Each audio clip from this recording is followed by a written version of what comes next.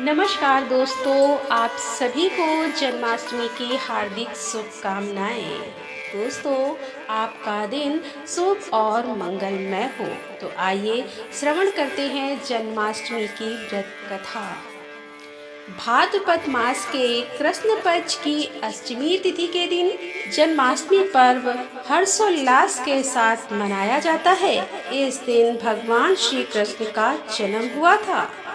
द्वापर युग में भाद्रपद कृष्ण अष्टमी तिथि की आधी रात को मथुरा के कारागार में वासुदेव की पत्नी देवकी के गर्भ से भगवान श्री कृष्ण ने जन्म लिया था। श्री कृष्ण ने बुधवार को रोहिणी नक्षत्र में जन्म लिया था। अष्टमी तिथि को रात्रिकाल अवतार लेने का प्रमुख कारण उनका चंद्रवंशी होना बताया जाता है। श्री कृष्ण चंद्रवंशी चंद्रदेव उनके पूर्वज और बुध चंद्रमा के पुत्र हैं। इसी कारण चंद्रवंश में पुत्रवत जन्म लेने के लिए श्री कृष्ण ने बुधवार का दिन चुना। भगवान कृष्ण ने माता देवकी के 8वें संतान के रूप में जन्म लिया था। कृष्ण जी का जन्म मथुरा में मामा कंस के कारागार में हुआ था। माता देवकी राजा कंस की बहन थी, इसीलिए भाद्रपद कृष्ण अष्टमी तिथि को भगवान श्री कृष्ण का जन्मोत्सव मनाया जाता है। सत्ता का लालची था कंस। कंस को सत्ता का लालच था। उसने अपने पिता राजा उग्रसेन की राजगद्दी छीनकर उन्हें जेल में बंद कर दिया था और स्वयं मथुरा का राजा घोषित कर दिया था। राजा कंस अपनी बहन देवकी से बहुत प्रेम करता था। उन्होंने अपनी बहन का विवाह वासुदेव से कराया था। लेकिन जब वह देवकी को विदा कर रहा था, तभी एक आकाशवाणी हुई कि देवकी का 8वां पुत्र कंस की मौत का कारण बनेगा। यह सुनकर कंस डर गया। उसने तुरंत अपनी बहन और उनके पति वासुदेव को जेल में बंद कर दिया। उनके आसपास सैनिकों की कड़ी पहरेदारी लगा दी। कंस अपनी मौत के डर से देवकी और वासुदेव की 7 संतानों को मार चुका था।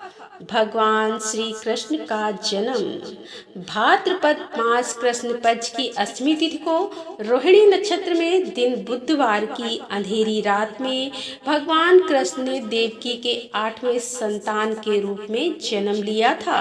श्री कृष्ण के जन्म लेते ही कोठरी प्रकाशमान हो गया तथा आकाशवाणी हुई कि विष्णु जी ने कृष्ण जी के अवतार में देवकी के कोख में जन्म लिया है। उन्हें गोकुल में बाबा नंद के पास छोड़ आए और उनके घर एक कन्या जन्मी है। उसे मथुरा लाकर कंस को सौंप दे। भगवान विष्णु के आदेश से वासुदेव जी भगवान कृष्ण को सूप में अपने सिर पर रखकर नंद जी के घर की ओर चल दिए। भगवान विष्णु की माया से सभी पहरेदार सो गए। कारागार के दरवाजे अपने आप ही खुल गए। आकाशवाणी सुनते ही वासुदेव के हाथों की हथकड़ी खुल गई।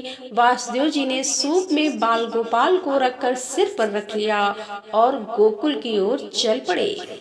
वासुदेव भगवान कृष्ण को लेकर नंद जी के यहाँ सकुशल पहुँच गए और वहाँ से उनकी नवजात कन्या को लेकर वापस आ गए। जब कंस को देवकी की 8वीं संतान के जन्म की सूचना मिली तो वह तत्काल कारागार में आया और उस कन्या को छीनकर पृथ्वी पर पटकना चाहा, लेकिन वह कन्या उसके हाथ से निकलकर आसमान में चली गई। फिर कन्या ने कहा कि हे मूर्ख कंस, तुझे मारने वाला जन्म ले चुका है और वह वृंदावन पहुंच गया है।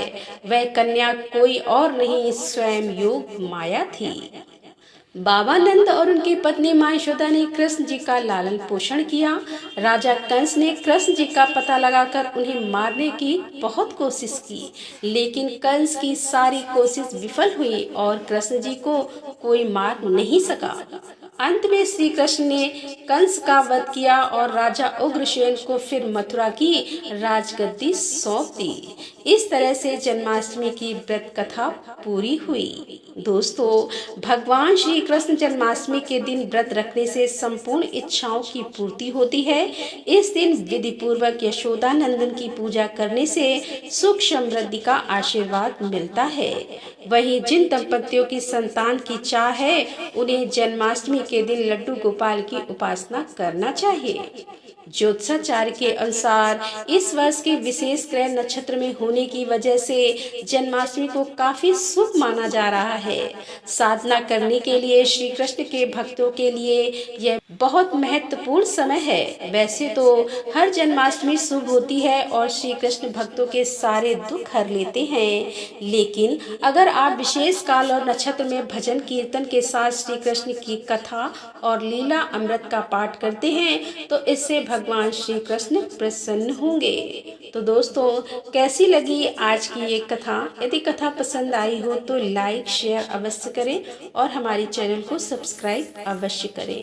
मिलते हैं अगले वीडियो के साथ, तब तक के लिए राधे राधे। जय श्री कृष्णा। हर हर महादेव। जय भोलेनाथ की।